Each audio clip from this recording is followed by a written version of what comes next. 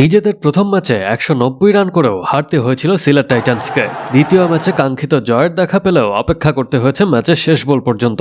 তবে আজ ম্যাচ যেভাবে এগুচ্ছিল তাতে ধারণা করা হচ্ছিল বিপিএল এ নিজেদের খেলা তৃতীয় ম্যাচে এসে বড় ব্যবধানের জয় পেতে চলেছে home team Sylhet Titans.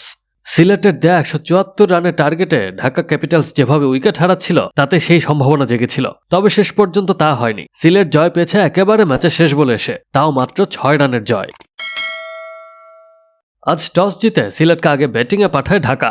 Bat করতে নেমে দলীয় 15 রানেই সালমান মির্জাকে উড়িয়ে মারতে গিয়ে ক্যাচ দিয়েছেন ওপেনার রনি তালুকদার। অধিনায়ক মিরাজ তাসকিনের বলে আউট হওয়ার আগে করেন 6 রান। চাপে পড়া দলকে টেনে তোলার চেষ্টায় 64 রানের জুটি করেন সাইম আয়ুব ও পারভেজ হোসেন ইমন। আগের 2 ম্যাচে 50 করা বাংলাদেশি ওপেনার পারভেজ হোসেন ইমন আজ করেছেন 44 রান। ষষ্ঠ উইকেটে 51 রানের জুটি করে বাকি ইনিংস শেষ করেছেন অমরজাই এবং ব্রুকস। শেষ পর্যন্ত অমরজাই অপরাজিত ছিলেন 24 বলে 50 রান করে। এছাড়া 6 বলে 13 রান করেন ইথান ব্রুকস। ঢাকার পক্ষে 2টি উইকেট নিয়েছেন সালমান মির্জা। এছাড়া তাসকিন আহমেদ, সাইফ হাসান ও সাইফুদ্দিন 1টি করে উইকেট পেয়েছেন। রান তাড়া করতে নেমে মোহাম্মদ আমিরের আগুনঝরা বোলিংয়ে শুরুটা ভালো করতে পারেনি ঢাকা। প্রথম 2 ওভারে 1 উইকেট হারিয়ে মাত্র 1 রান করে তারা। মাত্র 43 রানে 5 উইকেট হারিয়ে ম্যাচ থেকে এক প্রকার ছিটকে যায় ঢাকা। ষষ্ঠ উইকেট জুটিতে আসে 46 রান। 19 বলে 23 রানে সাব্বির আউট হন। আর পরের উইকেটে নেমে 10 বলে 8 রান করেন ইমাদ ওয়াসিম।